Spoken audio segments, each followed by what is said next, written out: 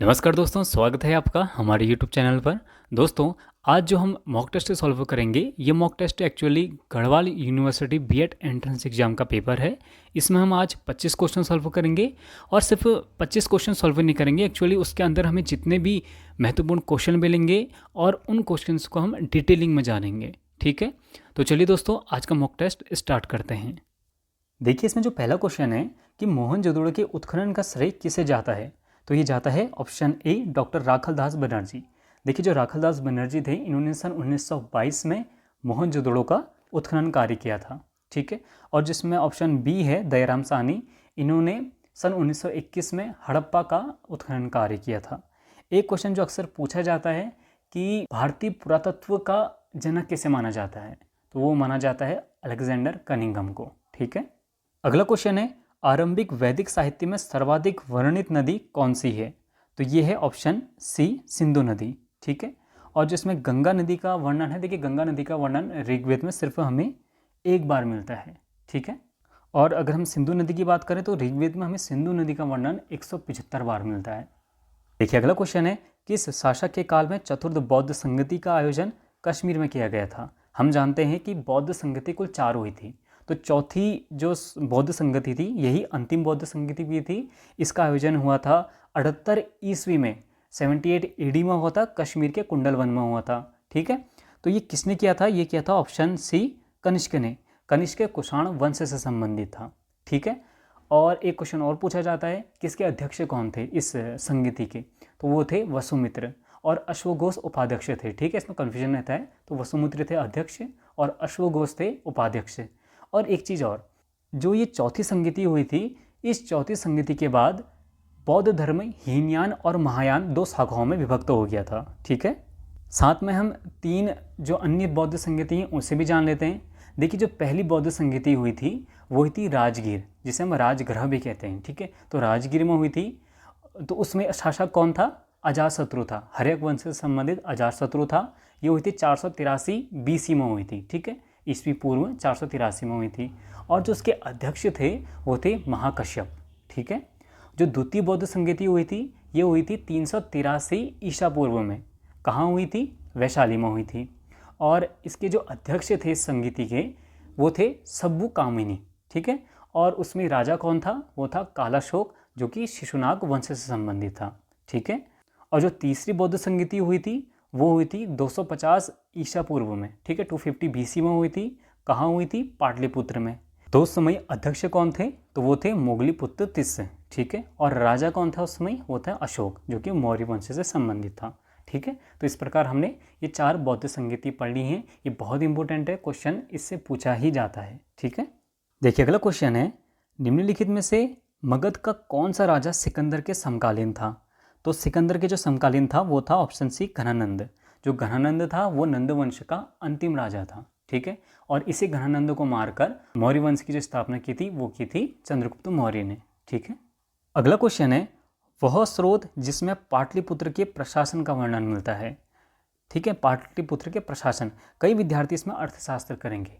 हालांकि अर्थशास्त्र राजनीति से संबंधित थी, उसमें भी राजनीति के संबंध में बहुत सिद्धांत हमें मिलते हैं, और अर्थशास्त्र की रचना की थी कौटिल्य ने। ठीक है, चाणक्य ने। लेकिन जो यहाँ क्वेश्चन पूछा गया है कि पाटलिपुत्र के प्रशासन का जो वर्णन मिलता है वो मिलता है इंडिका में। ठीक है, इंडिका किसने लिखी थी, वो लिखी थी मेगस्थनीज ने। और मेगस्थनीज किसके राज दरबार में भारत आया था, तो आया था चंद्रगुप्त मौर्य के राज दरबार में। अगला क्वेश्चन है सातवाहनों की राजधानी कहाँ अवस्थित थी, तो ये थी ऑप्शन ए अमरावती में। ठीक है, अगर अमरावती के बदले आपको प्रतिष्ठान भी मिलेगा तो वो भी सही होगा, क्योंकि इनकी 2 राजधानियाँ थी। ठीक है, तो प्रतिष्ठान और अमरावती। और जो सातवाहन थे, सातवाहन की स्थापना की थी सिमुक ने, ये भी क्वेश्चन पूछा जाता है। ठीक है, और एक क्वेश्चन अक्सर पूछा जाता है कि भारत में भूमि अनुदान मतलब जो भूमि को दान देने की जो प्रथा की शुरुआत की थी वो भी ना सातवाहनों ने स्टार्ट की थी। ठीक है, अगर कभी क्वेश्चन आ जाता है कि किस वंश में हमें मातृशक्ति का वर्णन मिलता है, तो सबसे ज़्यादा मिलता है हमें सातवाहनों में। ठीक है, अगला क्वेश्चन है प्रथम गुप्त शासक जिसने परम भागवत की उपाधि धारण की थी, तो ये की थी ऑप्शन ए चंद्रगुप्त द्वितीय ने, और चंद्रगुप्त द्वितीय को ही विक्रमादित्य की भी उपाधि दी गई थी। इसके अलावा इन्हें परम भागवत की उपाधि दी थी, देवराज की उपाधि दी थी और साथ में देवगुप्त की भी उपाधि चंद्रगुप्त द्वितीय को दी गई थी। ठीक है। अगला क्वेश्चन है, अद्वैत दर्शन के संस्थापक कौन हैं? देखिए क्वेश्चन मैंने अगर आपने मेरी प्रीवियस वीडियोस देखी हैं तो मैंने बहुत जगह बताया है कि क्वेश्चन अक्सर पूछा ही जाता है। आपको इस बार भी इससे संबंधित क्वेश्चन मिलेगा, या तो जीके में मिलेगा या फिर हिंदी के लैंग्वेज के पेपर में मिलेगा। ठीक है। तो जो अद्वैत दर्शन के संस्थापक थे वो थे हमारे ऑप्शन ए शंकराचार्य। बाकी इसमें माधवाचार्य, वल्लभाचार्य और निम्बकाचार्य हैं, मैंने कई वीडियोस में बताया है। आप मुझे कमेंट्स बॉक्स में जो ये संप्रदाय थे इनकी स्थापना किसने की थी ये मुझे बताएंगे। ठीक है। देखिए अगला क्वेश्चन है, अल बरूनी ने किताबुल हिंद की रचना किस भाषा में की थी? तो ये की थी इसने ऑप्शन सी तुर्की भाषा में। अब तुर्की भाषा में ही क्यों की, इसे समझते हैं। देखिए भारत में सबसे पहले जो आक्रमण किया था वो किया था मोहम्मद बिन कासिम ने किया था, और जो मोहम्मद बिन कासिम था वो एक अरबी था। ठीक है, अरब से आया हुआ था। और इससे एक चीज़ और स्पष्ट होती है कि भारत में सबसे पहले आक्रमण किन्होंने किया? अरब देश से आए हुए लोगों ने किया। ठीक है, एक चीज़ स्पष्ट होती है। और मोहम्मद बिन कासिम के बाद जो भारत में आया था वो आया था महमूद गजनवी। ठीक है, जो महमूद गजनवी था वो आया हुआ था तुर्क से, और तुर्क का ही अल बरूनी भी था, इसलिए अल बरूनी ने किताबुल हिंद की रचना तुर्की भाषा में की थी। ठीक है, और फिर महमूद गजनवी के बाद भारत में कौन आया? मोहम्मद गौरी आया। ठीक है, तो मोहम्मद गौरी भी कहाँ से संबंधित था? वो भी तुर्क से संबंधित था। ठीक है, और इसमें एक क्वेश्चन अक्सर और पूछा जाता है कि पुराणों का अध्ययन सबसे पहले किस मुसलमान ने किया था? तो वो किया था किसने? अल बरूनी ने किया था। ठीक है।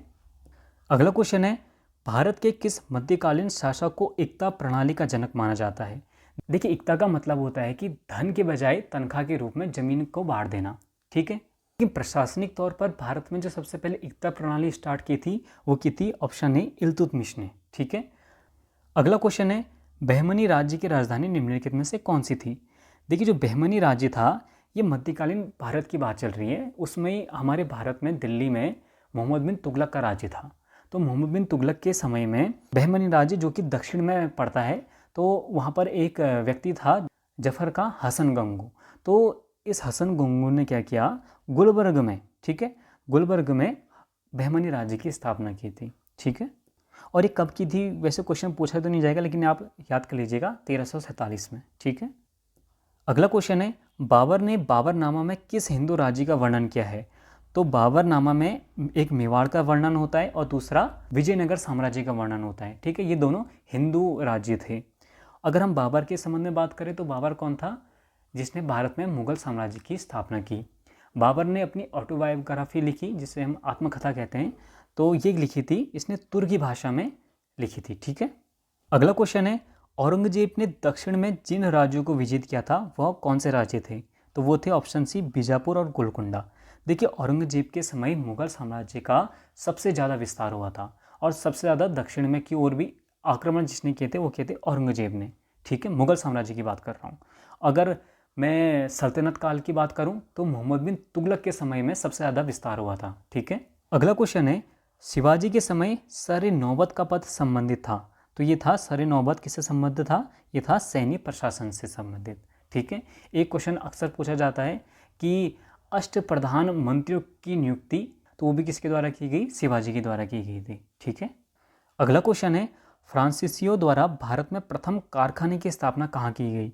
तो ये की थी ऑप्शन ए सूरत में की थी। ठीक है, पहली फैक्ट्री इन्होंने सूरत में लगाई और दूसरी फैक्ट्री लगाई मसूलीपट्टनम में। ठीक है, फ्रांसिस की बात करें तो जो फ्रांसीसी ईस्ट इंडिया कंपनी थी इसकी भारत में स्थापना हुई थी 1664 में। ये किसकी मदद से हुई थी ये भी क्वेश्चन पूछा जाता है। तो 1664 में उस समय फ्रांस में एक राजा था लुई 14। तो लुई 14 का जो एक मंत्री था वो फाइनेंस मिनिस्टर था उसका कोलबर्ट। तो कोलबर्ट ने एक बहुत हेल्प की थी भारत में फ्रांसीसी ईस्ट इंडिया कंपनी की स्थापना में। दूसरा क्वेश्चन अक्सर पूछा जाता है, हालांकि भारत में बहुत सारे विदेशी कंपनियां आई, जैसे ईस्ट इंडिया कंपनी जो ब्रिटेन से संबंधित तो वो आई, पुर्तगाली आए, डच आए। ठीक है, तो इस प्रकार बहुत सारी कंपनियां आई थी। ये सारी कंपनियां सब प्राइवेट कंपनियां थी। लोगों ने क्या करा, अपने बिजनेस को एक्सपांड करने के लिए भारत में ये आए हुए थे। इनमें से सिर्फ फ्रांसीसी कंपनी एक ऐसी कंपनी थी जो कि एक सरकारी कंपनी थी। ठीक है। देखिए अगला क्वेश्चन है, प्रथम आंग्ल मैसूर युद्ध में कौन विजयी हुआ था?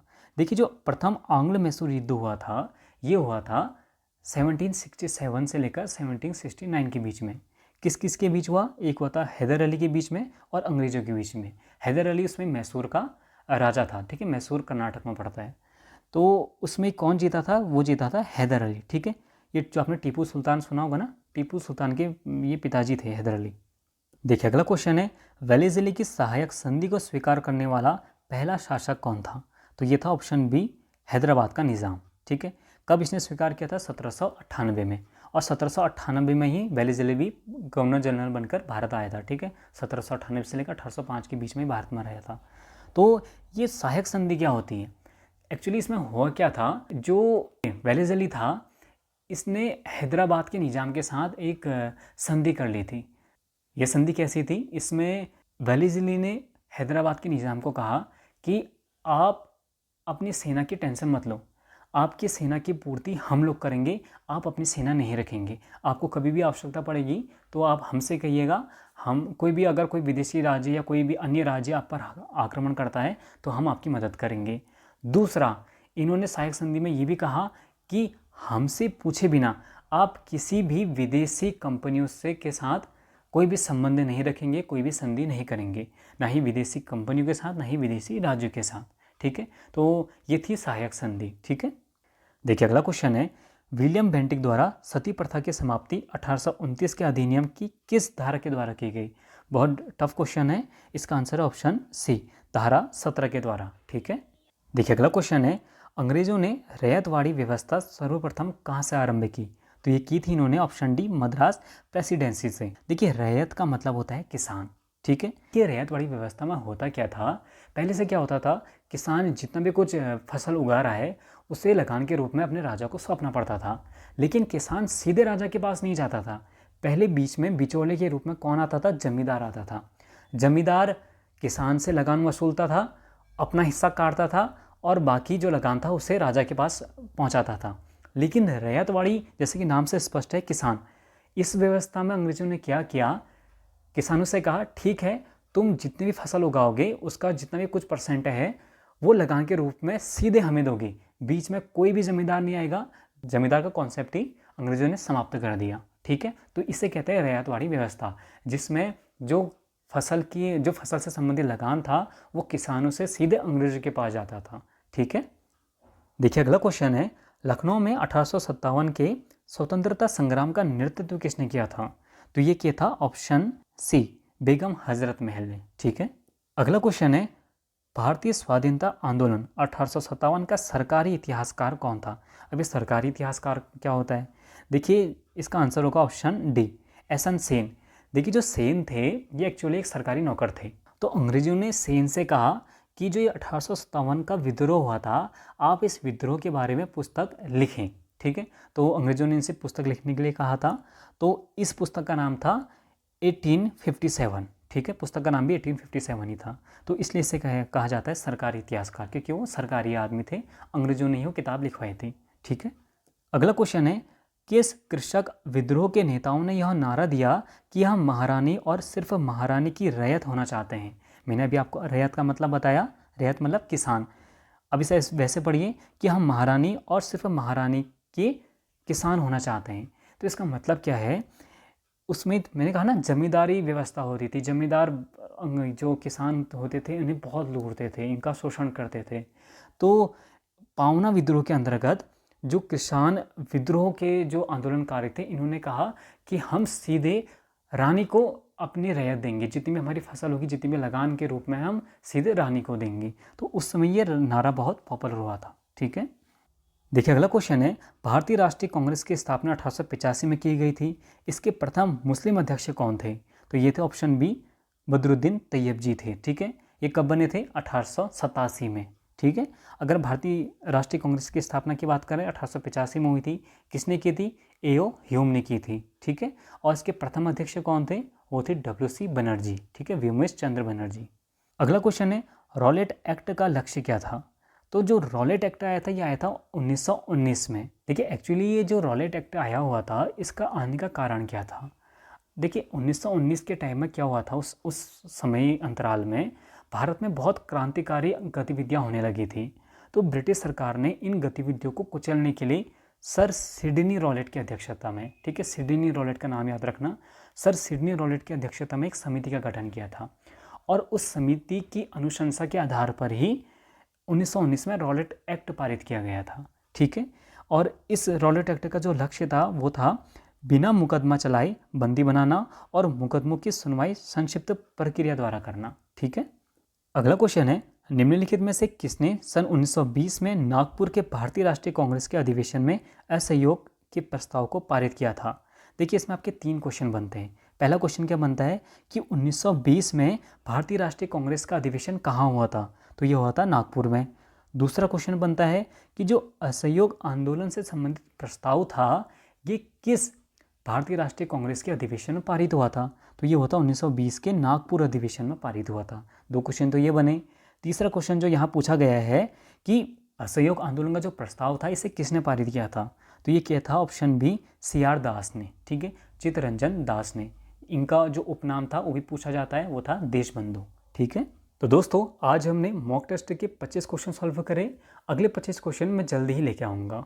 ठीक है, अगर ये वीडियो आपके लिए फ़ायदेमंद रही हो और ये वीडियो आपको अच्छी लगी है तो इस वीडियो को ज़रूर लाइक कीजिएगा और हमारे चैनल को ज़रूर सब्सक्राइब कीजिएगा और इस वीडियो को शेयर ज़रूर कीजिएगा। ठीक है, तो दोस्तों आज के लिए बस इतना ही। मिलते हैं अगली वीडियो में। हमसे जुड़ने के लिए थैंक यू सो मच।